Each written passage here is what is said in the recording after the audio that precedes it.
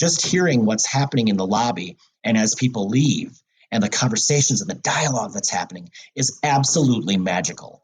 And to be able to take that experience and make it not just the 9 days of, in our case, the 9 days of our festival into a 365-day a year experience is something really quite extraordinary.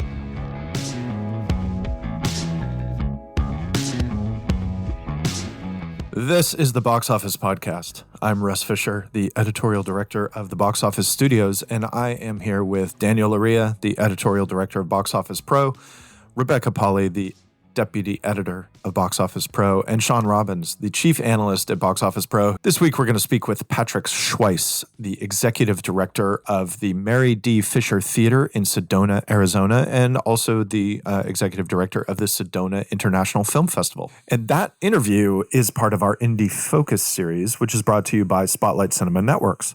Spotlight Cinema Networks is the only cinema advertising company dedicated to serving the needs of art house luxury and dine-in exhibitors for cinema advertising, pre-show entertainment, events, cinema, and digital display distribution. Spotlight offers unique revenue-generating advertising programs tailored to an upscale and influential cinema audience. In collaboration with Box Office Pro, Spotlight Cinema Networks is proud to present Indie Focus, a monthly interview series profiling industry thought leaders, iconic art houses, and executives from the country's leading luxury theaters. To find out more about Spotlight Cinema Networks, visit spotlightcinemanetworks, all one word, .com. And now, Rebecca, let's talk about box office. Yeah, I know, Shawn, we were talking about this. While the estimates were coming in over the weekend, it did look like Halloween Kills might have crossed that $50 million mark, in which case it would be the third consecutive weekend that a new release crossed that $50 million mark. Unfortunately, when everything shuffled out, we got the actuals. New release Halloween Kills actually debuted to around 49.4 million from right around 3,700 screens. So we didn't hit that three consecutive $50 million opener milestone, but we did hit the third consecutive domestic weekend where the total box office has reached over 100 million in North America. First time we did that since pre-pandemic, January 2020. I don't know if Can we get the clap for that? I don't know if our producers can insert some sort of happy sound. With that 49.4 million opening weekend gross, Halloween Kills, which debuted simultaneously in theaters and on Peacock, became the highest grossing SVOD day and date film of all time, surpassing Godzilla vs. Kong, which debuted to 31.6 million when it came out earlier this year on HBO Max and in theaters. It's had the highest 3-day opening weekend for a horror film during the pandemic, beating A Quiet Place Part 2. And it had the highest grossing horror opening weekend, in fact, since It Chapter 2 came out in September 2019. Remains to be seen what the hold of this film is going to be. Certainly the reviews have been, let's say, mixed. So, Shawn, I want to bring you in on this because the narrative kind of so far has been with a movie that comes out day and date, it's going to maybe make less money than otherwise would have been expected with, all the asterisks of who knows what to expect because we've never been in this situation before and COVID makes everything funky. That said, your forecast for this film was, I believe, 48. So you were pretty on the money with this one. What's your response to a film like this? For many people, this is an overperformance, or at least it's not an underperformance like we've seen with other day and date releases, like, say, Many Saints of Newark. Yeah, and I think kind of first and foremost, we always have to contextualize what expectations are and what forecasts are. The studio itself was expecting somewhere in the 30 million range. And generally, like as an industry, when we talk about over or underperforming, it kind of always coalesces around what the studio says publicly. And not all studios always come out and say that. Universal is pretty regular about putting out their numbers. And it being a streaming release obviously made this way different. I mean, our range was 40 to, I believe, 55 at the end. So it kind of landing right in the middle there. It could have easily, gone lower because it was very difficult to tell what portion of that older audience was going to come out. It ended up being fairly similar splits. The first film had a 59% share over the age of 25. This one was 56%. Pretty similar. And even before the streaming component, we already expected this to kind of drop off because most horror sequels, especially sequels to legacy revivals, kind of drop off from their predecessors once you've burned off that initial massive demand to just kind of see a reboot. Similar to what happens to Star Wars. It's always the first movie's the biggest, and then you see a drop off. And I think that applies in a situation like this. I don't know if does that same situation, does that quite apply to something like a No Time to Die? Because those aren't so much like discrete series as an ongoing franchise. Yeah. And again, I think it's all contingent on the circumstances and the situation of the franchise at the time, because when Casino Royale came out, James Bond was in a rough spot. Pierce Brosnan, as beloved as he was, most of his movies had kind of mixed reception, at least compared to GoldenEye. But then you had Casino Royale just really change the game for that franchise, and people fell in love with Daniel Craig.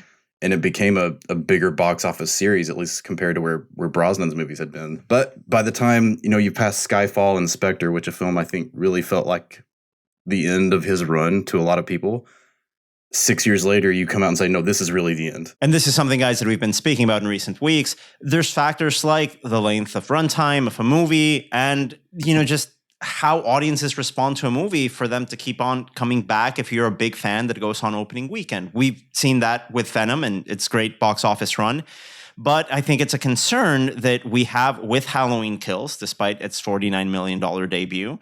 And I think especially with No Time to Die, as you're talking here, Shawn, this movie held on for second place in its second weekend, dropping 56%, grossing $23.7 million from 4,400 screens. It's almost at 100 million here in North America. But building on these points, Shawn, what's your reaction on No Time to Die's sophomore frame in the market? I think it's respectable. If we look at Spectre, that dropped 52% in its second weekend 6 years ago. So not a huge difference. And we have to factor in that No Time to Die also had, a lot more preview showings from Wednesday and Thursday to factored into that opening weekend. So that it kind of inflated that number a little bit. And Spectre didn't face a $49 million opener in its second weekend with, a lot of audience that, maybe not a shared genre audience, but certainly age-wise, there was some interest there. Also enjoying good holds this weekend. We had Venom, Let There Be Carnage, and The Addams Family 2 in third and fourth place, respectively. Venom is now up to $168 million domestic, and Addams Family 2 at $42.1 million domestic. And then, guys, bringing up the top five. Daniel, it was a movie that you and I both really enjoyed. 20th Century Studios' The Last Duel opening to, I think it's fair to say, a disappointing 4.7 million from just over 3,000 screens. The narrative here is that this is systemic of the continued problem of not being able to get older moviegoers back to the movies. Looking at the demographics of who went on opening weekend, over 50% of the audience were over 35. Definitely a quote-unquote older skewing movie, but not many people did show up on opening weekend for this one. You pointed out exactly. This is really symbolic of that target audience that isn't ready to go back yet. And I also wonder how much marketing effort was really put into this as a 20th century title that Disney was sending out. And it was kind of in an odd position coming out against Halloween and after James Bond. You really kind of wondered, is a 2.5 hour movie with this subject matter going to stand out in the most crowded marketplace that we've seen since before the pandemic? Would it have made sense to open it maybe in November or December when award season is really starting to kick in? But that's not going to be any less crowded. I mean, this is true. Maybe just from the perspective of by then, maybe more of that potential audience would be going back and maybe ready to see this kind of movie. It's all hypothetical. It might not have done any better. But it certainly is, kind of another unfortunate example of how we have to be careful about expectations on these movies, because we were already conservative on this. I think our final forecast was around in the high single-digit millions. And this still came in under that. Yeah, definitely. I think a concern as we head into award season, just trying to get these adult audiences comfortable to come back. I think we're at the point right now where it's going to have to be a marketing task from both distribution and exhibition to communicate the safety right now of going to the cinema when compared to other out-of-home entertainment destinations like going to bars and restaurants. I think definitely a number of consumer awareness campaigns are warranted looking at the results of these films. And part of those efforts, of course, is making sure that films can reach as many audiences as possible and feeling comfortable at the theaters. Rebecca, you actually went to see The Last Duel at an AMC in a slightly different screening. I did. So last week, AMC rolled out to just over 100 markets in North America open captioning, which to people, maybe not familiar with the opening versus closed captioning distinction, basically open captioning is subtitles. They're releasing for every new film that comes out, at least one screening is going to have these, subtitles. The screening that I saw, it was a perfectly reasonable evening, 6:15 showtime. It wasn't like it was at 11 a.m. on a Tuesday if I wanted to get out for that.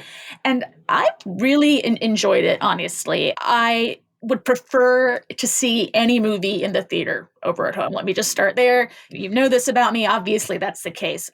But when I started to go back to movie theaters post, having to watch everything on my TV during the pandemic, as someone who does have a moderate hearing loss, one thing I really missed was having the ability to put subtitles, because normally I put subtitles on everything. And, you go to the movies and you're enjoying it and everything's great and the sound is great and the picture quality is great and the experience is great, but you can't make everything out. So I think AMC rolling out these opening captions is really great. It just makes it easier for a wider groups of people to get in and see these movies, whether they're people who are deaf or like myself, who just have, a hearing loss that makes going to the movies a little bit, it doesn't keep me from doing it, obviously, but it just means I don't pick up the dialogue. And then another group that was cited in why AMC ruled this out is people who speak English as a second language, who maybe just need those subtitles like as a little boost. Or, just people who want to watch their movies with subtitles. I know that's a lot of people who do have English as a first language and do have great hearing. So I was really impressed that AMC is rolling this out. It was professionally done. The Disney trailers had open captionings on them. The non-Disney trailers did not, but I have to assume that's just because this is literally the first 2 days they're doing it, and eventually those trailers, will have subtitles as well. Speaking of Disney films, though, Shawn, we had a pretty big list of release date changes that has hit our inbox over the last few days. Luckily, I would say not the caliber of release date changes that we've been experiencing over the past 18 months from Disney, where, this film that was going to come out 1 year is being pushed to, 12 months from then. It read more like the sort of normal release date changes we would see in a normal year. What are we looking at with that? Yeah, a lot less panic on this one and more normality, I would say. So we start out with Doctor Strange and the Multiverse of Madness. That was initially scheduled to come out March 25th. It's now going to be the summer opener on May 6th. And one positive there is it gets it away from Warner Brothers and DC's The Batman, which opens in early March. We'll probably talk about that a little bit more in a minute. Had a big trailer release over the weekend with a lot of positive buzz. Kind of makes sense. Marvel and DC don't want to go so head-to-head there. So that move also pushes the Thor sequel, Love and Thunder, from May to July 8th. Black Panther, interestingly, now will move from July 8th to November 11th, which is 1 week after another DC movie called The Flash. And then I think, honestly, some of these moves were predicated probably around production scheduling and competition, but also the next major change, Indiana Jones, pushed back virtually a full year from July of 22 to June 30th, 2023. That takes it out of direct competition with Black Adam, which was also is slated to come out on the same weekend in 2022. But we've also seen there have been production delays and a Harrison Ford injury that has kind of set things back there. So I think that might have been at the heart of some of these Disney moves. And then we also look at the Marvels that went from November 11th of next year to February 17th of 2023. And the domino effect concludes with Ant-Man and the Wasp: Quantumania going from February 17th, 2023 to July 28th, 2023. So another Marvel domino effect, essentially. So basically every Marvel MCU film Right. has shifted back by one release date, and now we're getting 3 Marvel films next year as opposed to 4.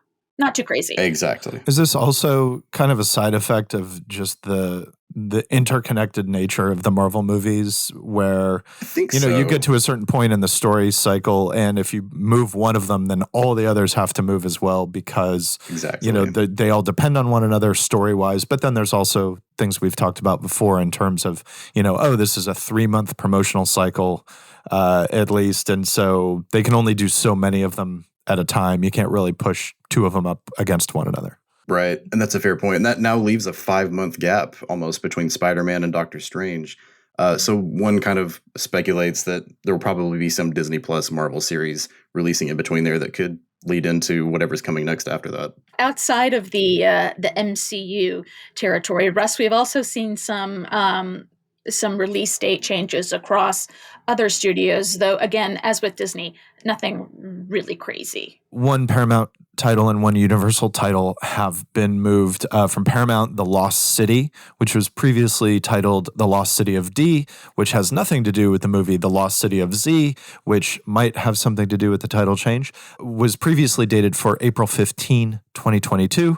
And The Lost City will now come out on March 25th, 2022. And so that means the movie's been pulled forward by about 3 weeks. And then from Universal, the untitled M. Night Shyamalan thriller, which we understand will be called Knock at the Cabin, has now also pulled up slightly from February 17, 2023 up to Friday, February 3, 2023. So that's a move of just 2 weeks. So a lot of activity here in the marketplace. It looks like the chips are falling into place. Shawn, when we were talking about that 2022 forecast, you were mentioning that back half of the year still needing to be filled in. So we're going to be looking forward to your latest long-range forecast analysis on boxofficepro.com to see where we're at right now with these latest changes. But let's forward a little bit here towards this weekend. We've got another string of new releases coming in to build on that momentum. As Rebecca mentioned earlier in the episode, that's 3 consecutive $100 million plus weekends at the domestic box office. That's going to be my first question for you, Shawn. Is it going to be 4? And then I'm going to follow up with what's in the front of everyone's minds, Dune's opening weekend here in the United States. Yeah, I think the 100 million mark, it'll be close, and it will hinge on how well Dune can do and if it can overperform in any way. This is a hard one to talk about for a lot of reasons. I think the streaming component, obviously, we can talk about that ad nauseum, but also the fact that there is a very diehard fan base that is really excited for this movie, and strong reviews are helping. But it's also a question of how much of that casual audience is going to turn out. And I think there could be a little bit of a James Bond factor here in that we saw really strong pre-sales for those first few weeks on No Time to Die, and that kind of drove these bigger and bigger expectations. And that's partly because we got spoiled by Venom. I want to avoid that happening with Dune, especially since it's not exclusive to theaters. But at the same time, I do see this as the kind of movie that people will go, I could watch this at home, but I really think I should see this in a theater. So, over under, I think obviously this movie really should open north of Blade Runner 2049, probably the best comparison since it is Villeneuve's previous movie and kind of a similar fan base, target audience. But I think it could go a little higher, maybe over under 40 million. That might be a little conservative. It could go higher, but I think that's kind of a fair range based on, what we've seen from James Bond and other films these last few weeks. And then we've got from 20th Century Studios, guys, I have to be honest, I haven't seen any advertising for this one at all anywhere. Ron's Gone Wrong, an animated title. We've seen a film like Addams Family 2 basically set the table in terms of those expectations, with that movie obviously being on PVOD day and date. Shawn, what range are you looking at roughly for something like Ron's Gone Wrong in the market? I think just considering the fact that it is an original property, and we saw Addams Family 2 open to around, I believe, mid-teens just a few weeks ago, I would expect less here. Maybe upper single-digit millions, but maybe a little higher. it's going to be within that range. And it's another 20th century title being distributed by Disney. So I think that might partly explain the marketing issues you kind of alluded to there, but we'll see. I've seen marketing. It looks cute. I'm getting Big Hero 6 vibes. Yeah. I'm gonna be the one who is optimistic on this one. And if I prove to be wrong and it doesn't do well, then I can ask our producers to go back and retroactively delete me having said that. We'll keep it in. Just shame you. It certainly is one of those movies that could do a little better than expected. I think more and more parents are going back, but as we've said many times, there's still a lot of parents that just don't want to take their kids out in public yet. And then on the specialty side, we've got the long-awaited and highly anticipated, I know for a lot of art house and independent theaters that usually make a lot of money from titles from director Wes Anderson, is The French Dispatch coming out this weekend as well. Shawn, this is always a really tough ask to do as you're forecasting things that we're not really sure what that screen count is going to be. What data points are you looking at for The French Dispatch? Well, yeah, this is honestly one I'm not sure that we'll put out a solid forecast on because it is expected to be limited. I'm pretty sure it'll be under 100 theaters. When I look at that and I look at Wes Anderson and that audience, I kind of think back to something like Birdman a few years back. That opened in exactly 50 theaters and made $1.4 million. I think Wes Anderson commands the kind of interest and probably the awareness for this movie at this point, given how often it's been delayed throughout the pandemic itself. To maybe get close to that kind of number, it might not hit it. Obviously, we're comparing a pre-pandemic movie to a pandemic movie now, but that usually that $1 million mark for that kind of opening with this kind of pedigree of a movie would usually be fair. But again, not the official forecast at this point. Right. It's so hard to place a solid number for films that need a little bit of time to grow and develop into the market. But as you mentioned, I think $1 million plus estimate is probably, I think, a fair forecast looking at how other specialty titles have opened in the market, this being one that has crossover appeal to potentially go wide in the coming weeks, depending on those figures. So thanks so much for that forecast, Shawn, on the domestic side. I'm going to take it real quick over to international numbers just so we get caught up to where that global recovery is at. We mentioned Dune's opening weekend here domestically. The film is now running at $129.7 million in its overseas run, where it had, I think, up to 5 weeks of theatrical exclusivity before that day and date debut on HBO Max could really come in and chip away at those domestic numbers, which, guys, we opened with that $49 million opening weekend of Halloween Kills and SVOD day and date at home. We saw the detrimental effects internationally of day and date come up once again. As I mentioned, something that Dune avoided by releasing early overseas. Halloween Kills opening in 20 international markets to $5.4 million. Guys, not a single number one finisher in the lot. The film really struggled out of the gate. As we know, the horror audience is very loyal. They also are very active online. I'm not sure what the impact of piracy was on a title like that. Really struggled to get out of the gate. We still have some key markets in the future for the title for it to recover some of that lost ground overseas, with France opening on October 20th, Russia October 21st, alongside Germany, Italy, and then on October 22nd, Spain.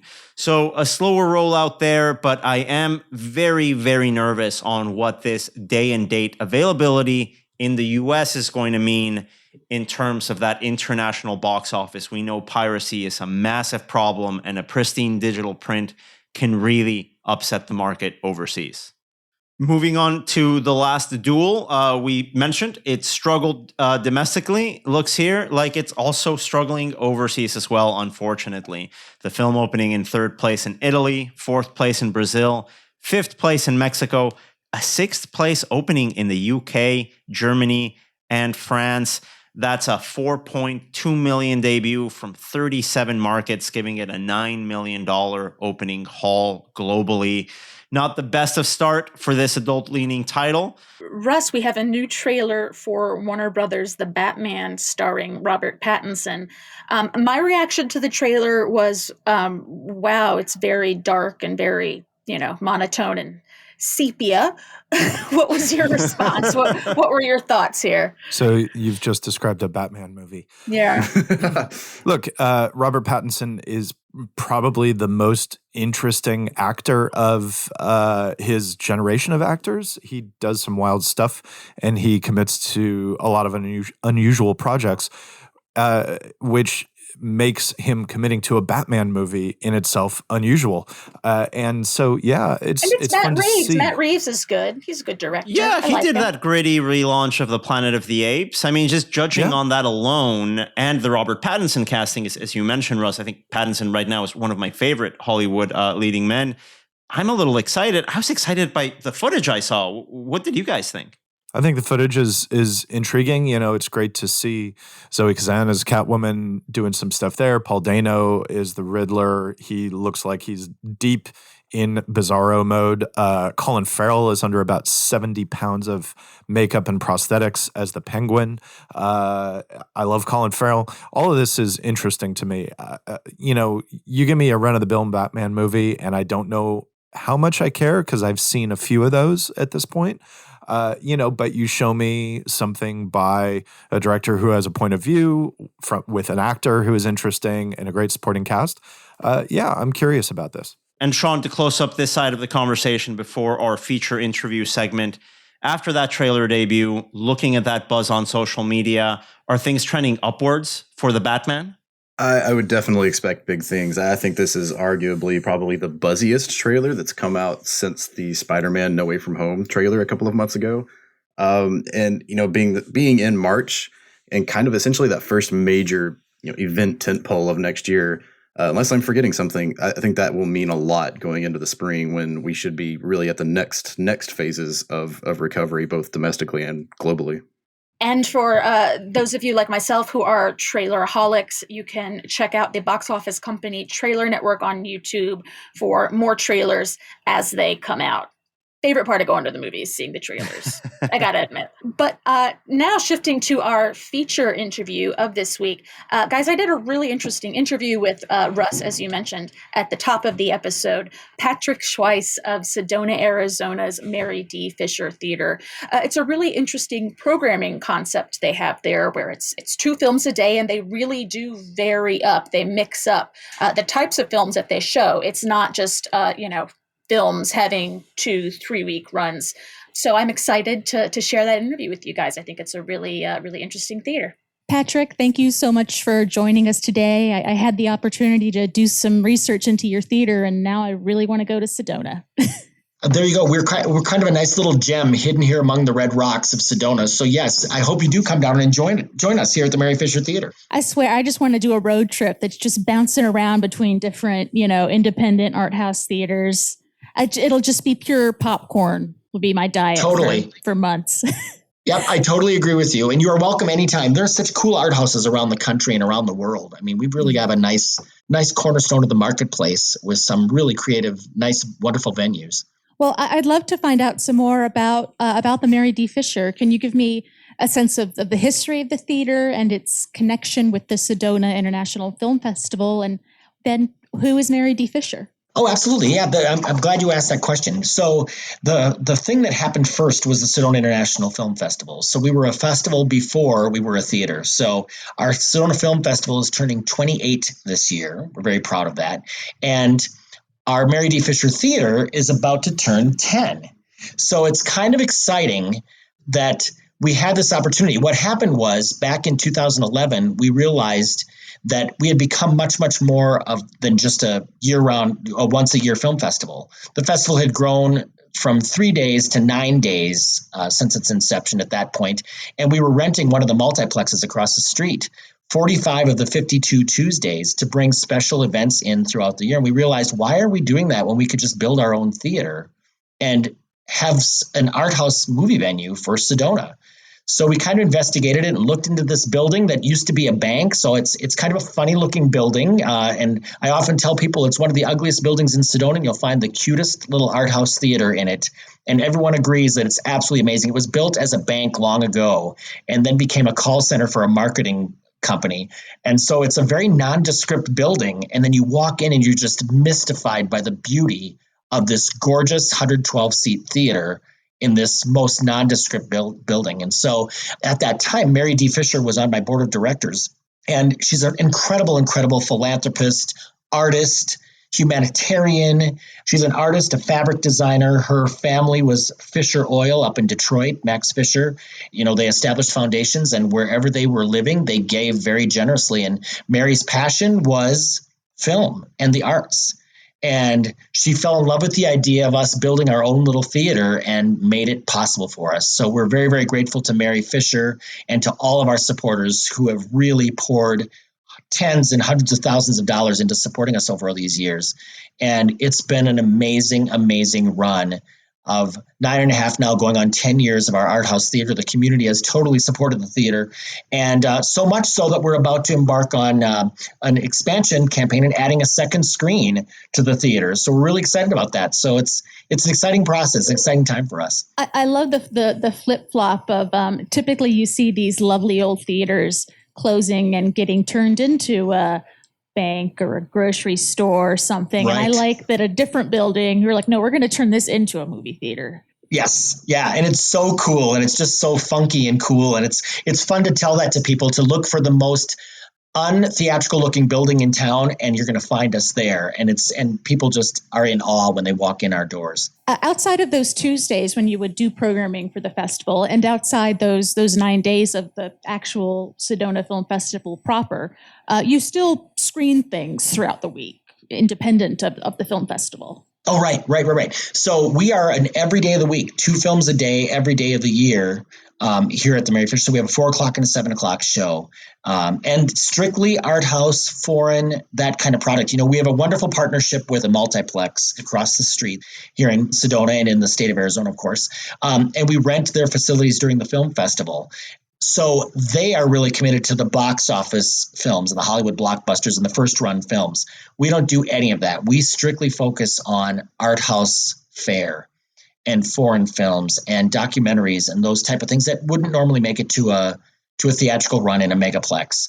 And so our audiences really respect that and really love that. We're bringing some culture and some extra film events and things that they normally wouldn't be able to see if we wouldn't be here. It looks like a really, just from their website, a really nice eclectic combination of programming. It looks like, you have some local stuff, I would imagine, and then even some non-film content. I saw a bit about an upcoming magician. I mean, you're set up for live theater and live events as well. We've become, and this name was given to us not by us. We didn't make this up. We didn't brand ourselves this. Our customers did. We had several people within the course of a month, a couple years ago, that came and said, you know what? You are the cultural heart of Sedona. We experience so many wonderful things when we come to the Mary D. Fisher Theater, because on any given week, we'll have 2 art house movies that will open. We'll have the Met Opera. We'll have a ballet from the Bolshoi on screen. We'll have a London West End production. We'll have a discussion series, and we'll have a live show. So, it's an eclectic mix, as you said, of a combination of really wonderful art house theater fare, alternative content, and some live performances. We purposely built the theater so that the screen could move back on tracks, and we have a small performance space. So it's 9 feet by 19.5 feet of performance space, but at least we can do some smaller productions. A magic show is a magic show and comedians, as you're seeing coming up at our theater.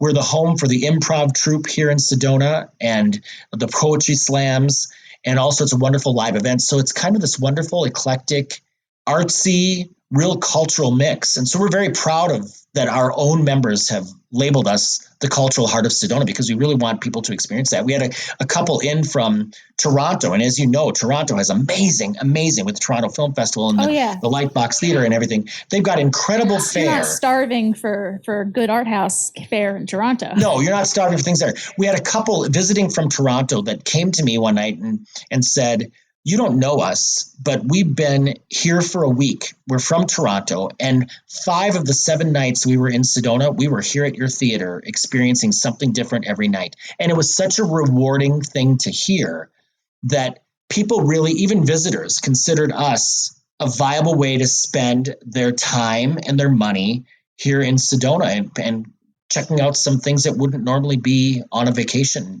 agenda. So it was kind of cool. And we get stories like that all the time of the people that come in to visit and our locals. I mean, there's our locals will be here 5-6 times a week, catching different things. And it's very fun. It's really rewarding. Just from my own perspective as a moviegoer, as a movie lover, as a fan of the theater, a festival screening, it's a lot different than a normal screening. You have the Q&As. It feels a little bit more like an event. You're not necessarily doing so much eating of the popcorn and drinking of the soda. And I really kind of get that vibe from the Mary D. Fisher when you say, oh, it's a different movie every day. You're not going to hold something and have it book up the theater for 3 weeks. It really does feel like it's kind of inspired a little bit by the festival ethos of eventizing it. It really is, and I'm glad you caught that too. We're so much more than a film. We call it an experience. You can go anywhere and have a film, and anywhere and see a film, even at home on your laptops and anything. Everybody does it, and you can go to the multiplexes, and there's nothing wrong with that. There's a great market for that, to see a film, see a movie. You often go to art house venues for the experience, and that experience is exactly what you say. A little bit of that blend of a festival feel where you've got Q&As or Zoom Q&As or a discussion happening after the film. It's much more that we call it a year-round festival happening here in Sedona because there's so many films we're bringing in each week. It almost does feel like there's a film festival almost every day here at the Mary Fisher Theater. So it's kind of exciting and it's exactly that vibe that we're going for. We want people to come to the films and say, wow, that was so much more than a movie, and talk about it and tell their friends.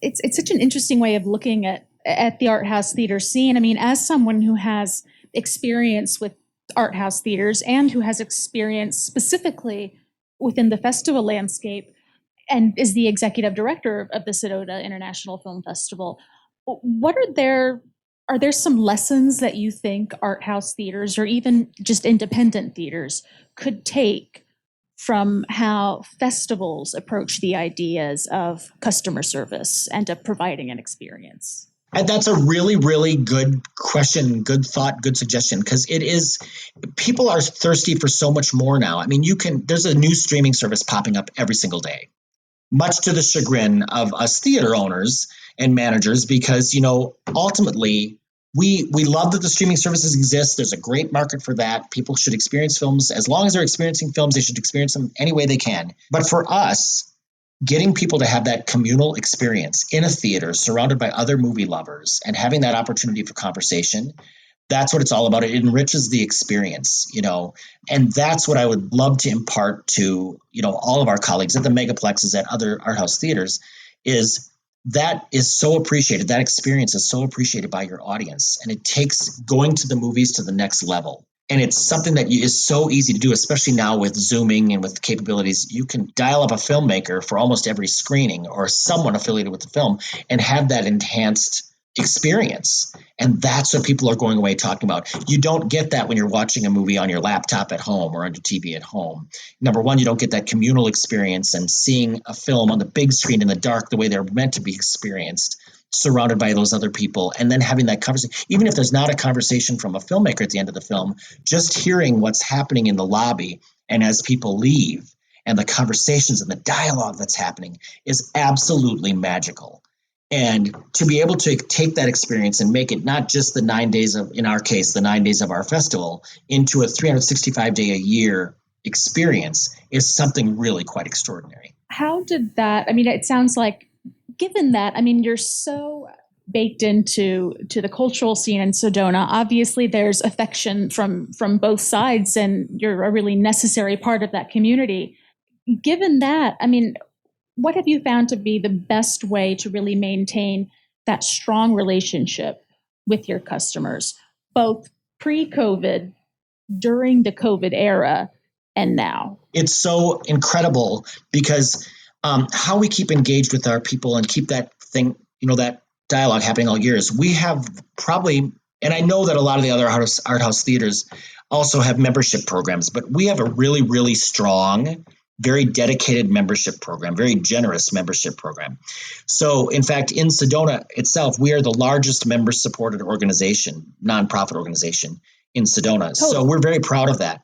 And so we engage with them constantly, daily through emails and keeping them updated on what's happening. And it became especially important. This is how we realized, we always realized our members were incredibly, incredibly important to us, but it never was proven so much as during COVID. They came out of the woodwork. We, like all theaters around the world, had to close. And so we were closed 5 of the months of 2020. We were lucky enough to open at the end of August and have been open ever since the end of last August, which I know some movie theaters haven't had that luxury. But during the 5 months we were closed, we've tried to find creative ways, as we all did, to engage our audiences and keep them engaged in our product and supporting us, even when they couldn't be here for a movie. So we started by doing a free shorts film festival online every day at 1:00. We got the incredible support because we're a film festival. We had just completed our film festival. I got permission from our shorts filmmakers to share their films once a day with our audience. So we sent them it's like the short film of the day at 1:00 every day. When the pandemic hit and we had to shut down, we sent them a free short film to watch. And with a little clicker at the bottom saying, please help support us while we're closed. We are keeping all of our employees employed and asking them for donations, which they did. We did a membership campaign, which usually happens in April and May. Again, it was right during the heart of being closed down. And people gave so generously and gave extra donations because they knew we were keeping our employees employed and that we were sending them things daily to watch and enjoy. And it wasn't just, hey, give us money, or hey, we're still Right. here. It's, hey, here's some entertainment because you're sitting at Right. home on your couch and you probably need Right. it. Yeah, and the give us money either wasn't asked or it was a subtle thing at the very end saying, if you enjoyed this, please consider supporting us. Any donation helps. And we would get $5, $20, $200, $5,000 at different times, just because people felt compelled that we were keeping them engaged and we hadn't lost sight of how important they are to us. And that helped us. So number one, it helped us get through COVID and during the closure. But when we reopened again, we did some really wonderful things in the theater. Again, as all theaters did, we all had to adapt to the new reality of plexiglass and masking and all stuff. But we went the extra mile, which again, I'm sure a lot did, of putting air scrubber system in, a really advanced air scrubber system that is endorsed by NASA to keep things germ-free, that scrubs not only the air, but the surfaces and the chairs and things 24/7. It's being scrubbed. And we actually created what we felt and have stood by, the safest indoor experience in all of Sedona. We promoted it. We are going to keep you safe here.